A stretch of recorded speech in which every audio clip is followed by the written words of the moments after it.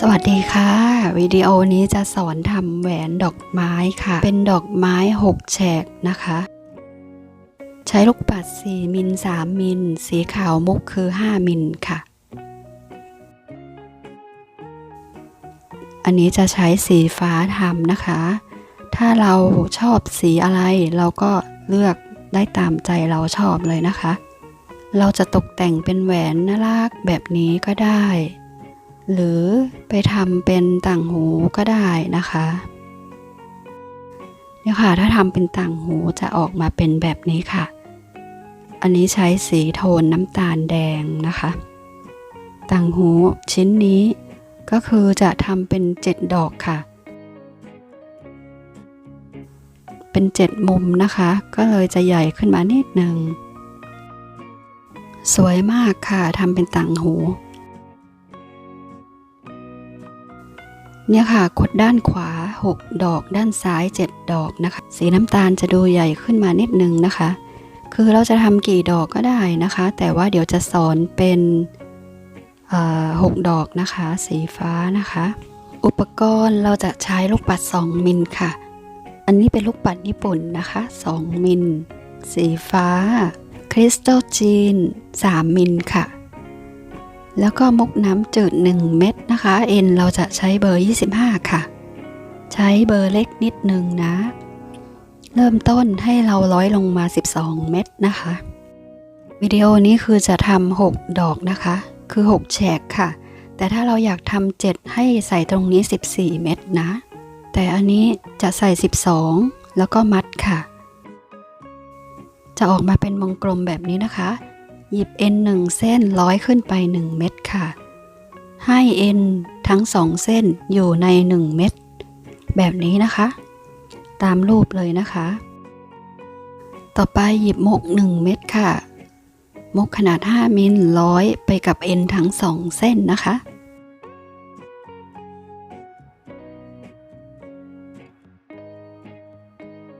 กดลงไปให้มันอยู่ตรงกลางแบบนี้นะเราจะร้อยเชื่อมเม็ดฝั่งขวาให้ตรงข้ามกับเม็ดฝั่งซ้ายเม็ดนี้ค่ะ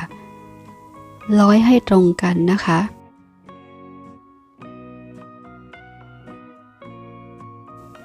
1เส้นร้อยขึ้นไปเอ็นอีกเส้นร้อยลงมาร้อยเม็ดเดียวกันเลยนะคะให้มันอยู่ตรงกลาง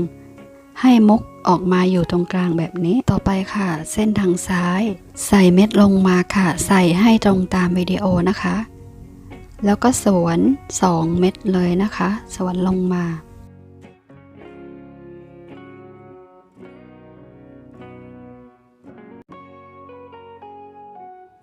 เส้นทางขวาร้อยสอดเอ็นข้ามไปค่ะ2เม็ดนะคะ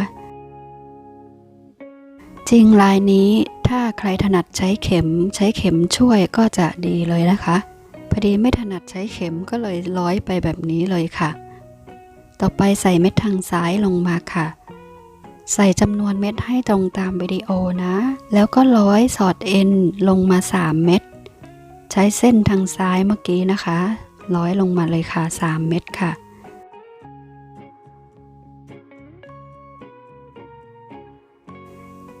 สอด N3 ก็จะออกมาเป็นแบบนี้ค่ะเราจะทำไปทีละเส้นก่อนนะคะแล้วก็ใช้เส้นเดิมใส่เม็ดลงมาค่ะก็ร้อยสอด N ไป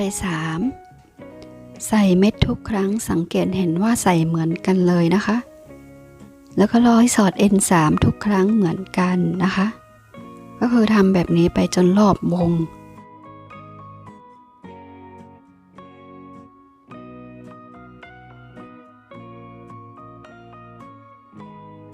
สีเหลือง3มิลใช้แค่6เม็ดค่ะ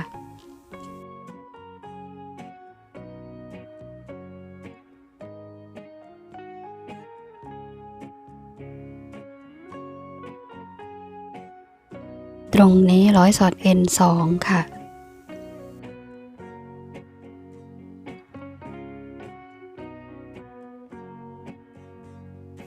เนี่ยค่ะจะได้ออกมาเป็น6แฉกแบบนี้นะคะต่อไปหยิบเอ็นอีกเส้นหนึ่งค่ะคนละเส้นกับเมื่อกี้นะใส่เม็ดลงไป4เม็ดแล้วก็ร้อยสอด N2 ฝั่งตรงข้ามนะคะ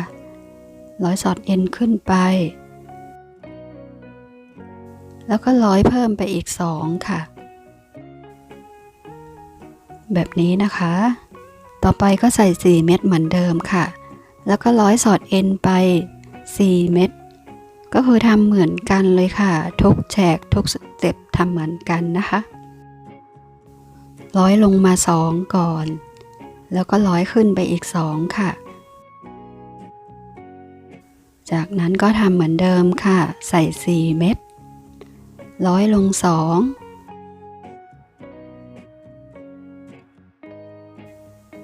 และร้อยขึ้น2นะคะทำแบบนี้ไปทุกมุมเลยค่ะให้ครบ6มุมนะถึงตรงนี้ร้อยเพิ่มมาอีก2นะคะเท่ากับว่าตรงนี้ร้อยสอดเอ็นทั้งหมด6เม็ดนะคะตอนจบ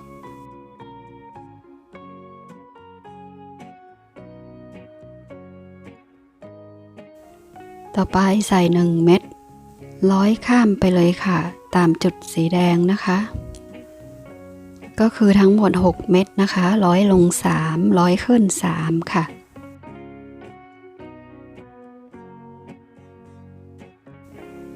แล้วก็ใส่1แทรกลงไปตรงกลางแล้วก็ร้อยสอดเอ็นลง3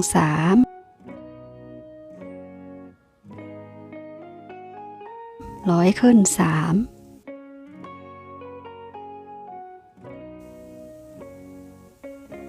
วิธีทำเหมือนกันแบบนี้ทุกมุมเลยค่ะเหมือนงานจะยากแต่ทำไม่ยากนะคะถ้าเราดูลายออกนะคะ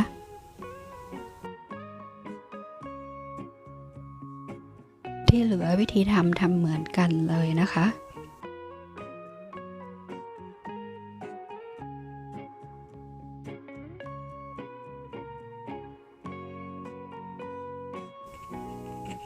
เมื่อใส่1เม็ดลงมามันก็จะดูปลายแหลมๆสวยๆนะคะมันจะดูมีมิติขึ้นมานะคะ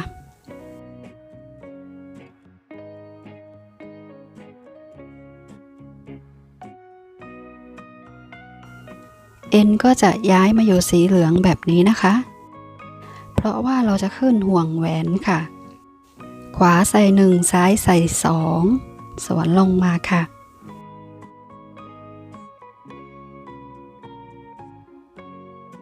ลักษณะจะออกมาเป็นแบบนี้ค่ะแล้วก็ทำเหมือนเดิมค่ะขวาใส่1เม็ดซ้ายใส่2เม็ดสวนลงมา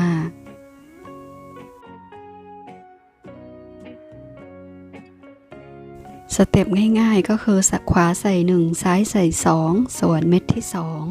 2ทำห่วงแหวนก็จะเป็นลายเรียบๆทุกสเต็ปทำเหมือนกันนะคะทำขึ้นไปเรื่อยๆจนได้ความยาวที่เราต้องการนะคะอย่าลืมวัดข้อนิ้วเราก่อนนะคะเมื่อได้ความยาวที่ต้องการแล้วให้ใส่แค่1เม็ดค่ะข้างละ1เม็ดนะคะร้อยเชื่อมไปกับดอกฝั่งตรงข้ามนะคะร้อยไปที่เม็ดสีเหลืองทำให้เหมือนกับอีกฝั่งเลยนะคะ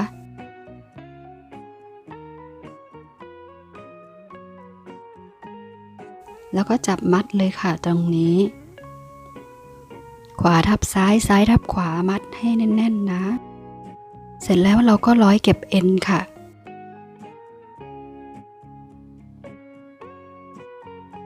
ร้อยซิกแซกไปมานะคะร้อยเก็บเอ็นให้เรียบร้อยนะคะถ้าอยากให้ห่วงแหวนตรงนี้มันแน่นๆให้เราร้อยไปหลายๆรอบนิดนึงนะคะก็คือร้อยขึ้นไปเรื่อยๆเหมือนเราร้อยซ้ำ2ขึ้นไปลายก็จะแน่นๆสวยๆค่ะ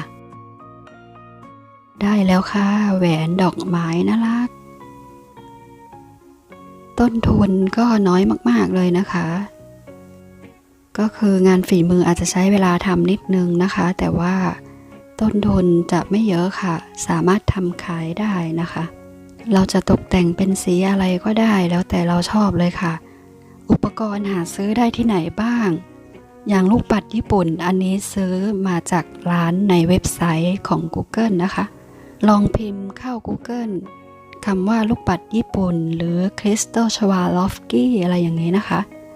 ชื่อร้านจำไม่ได้อะค่ะแต่ว่าอยู่แถวเยาวราชสำเพ็งอะไรแถวโน้นนะคะอุปกรณ์เราสั่งซื้อออนไลน์ได้หาซื้อง่ายมากๆค่ะ Lazada Shopee ก็มีขายนะคะก็คือเราทำใหม่ๆไม่ต้องซีเรียสนะคะเราก็ค่อยๆหัดไปร้อยไปเรื่อยๆจนเราอ่านลายได้เรารู้วิธีทำแล้วมันก็จะง่ายขึ้นนะคะวิดีโอจบแล้วค่ะวันนี้ขอบคุณและสวัสดีค่ะ